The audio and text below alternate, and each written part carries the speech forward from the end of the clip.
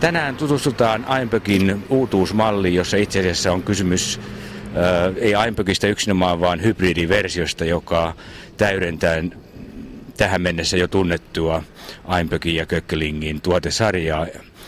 Hannu Keskinen EcoChange Linkoodilta, kerrotko meille, mitä eroja tässä muutuusmallissa nyt oli, eli tarkoitan tätä etu-taka-yhdistelmää, jota juuri oltiin katsomassa? No varsinaisesti uutta siinä on nurmijyrä, tsekkiläinen valmiste. Kaikki muu on vanhaa, mutta se on muokattu siihen malliin, että se on erittäin monipuolinen. Eli etunostolaitteessa on nurmiäes, normaalisti 8 mm piikillä, ja takana on nurmijyrä ja Einböckin valmistama Piipox-piikin kylvöyksikkö. Mitä etuja on tästä etunostolaite-takanostolaite yhdistelmästä? No nyt tässä tapauksessa varsinkin, kun tässä on urakoitsijasta kysymys, ajaa hyvin erilaisilla maalajeilla. Ja nurmen täydennyskylvössä piikkikone on kaikista tärkein, koska sillä on tarkoitus haravoida nurmi ja myöskin herättää sitä vähän niin kuin säikäyttämällä. Ja sen jälkeen siihen kylvetään ja jyrällä on sitten vaikutus moneen paikkaan, kun tarvitaan tasausta. Eritoten, jos ajetaan savisilla mailla ja hyvin jäykillä mailla, niin jätetään jyräys mielellään pois. Turha tiivistäminen on turhaa. Mitä sanoisit tuosta käsittelyn ajankohdasta? Nyt on vappuaaton aatto 29.4. Ja niin, tällä hetkellä näyttää tämä maan kosteustilanne vetelin tasalla sopivalta. Koska tämä kausi alkoi tässä? Täällä varmaan tämä alkoi ihan nyt lähipäivinä. Et viikko takaperin, niin sanotaan pääsiäisen aikoihin, niin varmasti oli liian aikaista. Tarkoitus on se, että kun ajetaan nurmen täydennyskylvyä piikeillä, niin silloin kun ei lähde nousemaan enää maasta tätä viheriä kasvustua, siis repimällä irti, niin silloin on oikea aikakohta. Mutta jos ne alkaa lähteä rullaamaan eellä, eli se lähtee hyvin herkästi irti tämä kasvava kasvusta, niin se on liian aikaista. Pidetään muutama päivä paussi ja aloitetaan uusiksi. Eli tuo maanpäällisen osan on jonkin verran kuivahdettava ja lähdettävä ikään kuin matkaan, ettei se repeydy niin helposti mukana. Ja maa ei saa olla liian märkää siis. Kyllä, näin on. Tällä työmaalla on myöskin tavanomainen Einböckin Grassmaster, jota nähtiin tuossa liikenteessä. Niissä on erilaiset piikit. Miksi on 2 erilaista piikkimallia? No, urakoitsijan koneessa nyt oli niin sanottu suora piikki.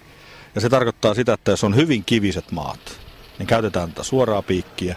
Se ei nosta enää uusia kiviä, koska nämä pienet kivet ovat kaikista pahimpia niittokoneille ynnä muille keräyskalustolle. Ja toinen piikkivariaatio oli sitten tämä perinteinen pää on taivutettu semmoisen 1/3 matkalta siitä piikistä. Ja se on sitten oikeastaan sopii kaikille. Se muokkaa tosin paremmin, mutta se on kiville vähän arempi. Ja se ottaa kuloheinän paremmin myöskin maasta ylös. Onko niin, että saatetaan ottaa molemmat piikkimallit kaupan mukana vai kuinka tällä alueella on yleistilanne? Urakoitsijat ottaa hyvin molemmat piikkimallit. Ne otetaan sillä tavalla, että ne ottaa omilla lohkoillaan, eli ne pystyy vaihtamaan ne lohkot hyvin äkkiä kotona. Ei tarvitse piikkejä ruveta vaihtamaan. Niitä on 6 metrin koneessa kumminkin 240 kappaletta. Se vaatii käsitöitä vähän aikaa, niin se voi olla, että se jää tekemättä. Niin silloin ne ostaa yleensä lohkot erikseen. Ja sehän me tiedetään, että lohkojen vaihto käy todella nopeasti itse asiassa.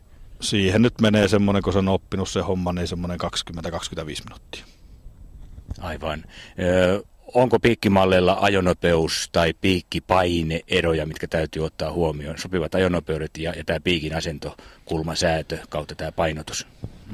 Ajonopeus semmoisella koneella, missä on siemenmäärän syöttö sähköinen, pidetään ajonopeutta semmoinen 8-12. Maapyöräkoneella saadaan pitää 15kin. Ja sitten jotkut ajaa jopa 20kin, se vähän riippuu, että minkälaisilla siemenmäärillä mennään. Mutta se, että piikkien jäykkyys, kuluma, niillä on tietenkin se ero, että mitä ottavampi kuluma on piikillä, sitä enemmän se myöskin muokkaa. Ja sitten loivemmalla kulumalla sillä saadaan ajettua sillä tavalla, että se ei edes kerää kuloheinää pois. Se on semmoinen hyvin pieni pinta raapasuvaa.